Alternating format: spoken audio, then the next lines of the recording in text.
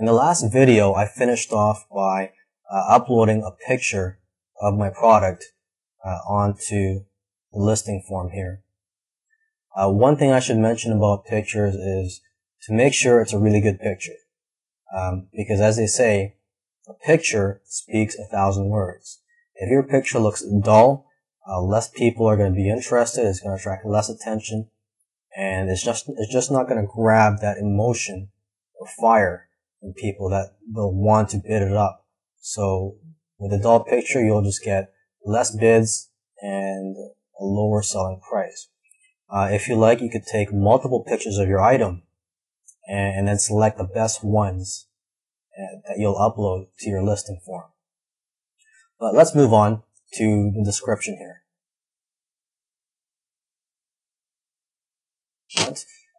If you know HTML, you can use the form by clicking on the HTML tab. Let's just use standard. I already have a description typed up for this on my Word document. So I'm just going to copy and paste.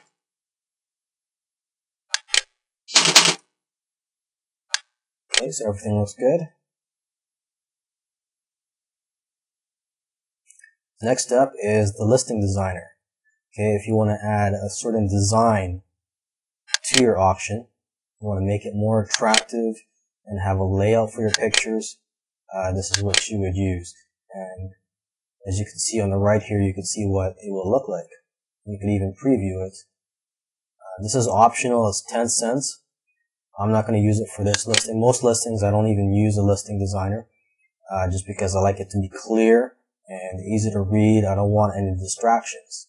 And you also have the risk, if you choose a listing designer, you also have the risk that you may turn off some people just because certain colors may not be attractive to some people, although you may think it's attractive.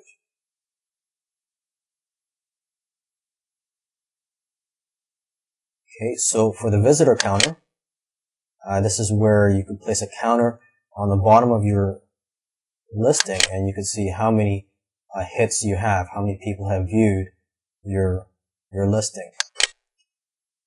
And my preference is the hidden so that nobody can see it, except for me. I'll be able to see it if I'm logged into my eBay account. And this is just a habit of mine because usually I don't want my competition knowing how well my listings are doing. And so I don't want people to know how many views I'm getting, how many people are viewing my auction. But for this particular auction, I don't think it matters, but again, it's just my preference. Next up is where you select what type of listing it's going to be and the price. So if we're going to run an auction, you would just, by default actually, it's already on the auction format here. But if you want to use a fixed price listing, you would click on this tab.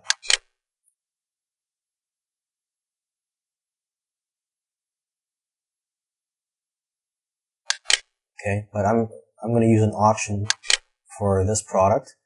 And now, if this product or this category on eBay allows you to use classified ad, eBay classified ad, there would be a third tab here, which would say something like classified ads. But for this category of collectibles, eBay does not allow you to list classified ads, so I don't have that option here. Okay, so I'm going to just enter my pricing information. My starting price is $24.97, and I'm going to put a buy now price. And there is an extra fee for that. This is optional. Okay, quantity, one item. For duration, you could have your auction run for 1 day, 3 or 5 or 7 or 10 days. 10 days, there's an extra fee of 40 cents. My preference, I like to list items for 7 days. And start listing immediately. You can also schedule it to start at a later date. But I'm going to start it immediately.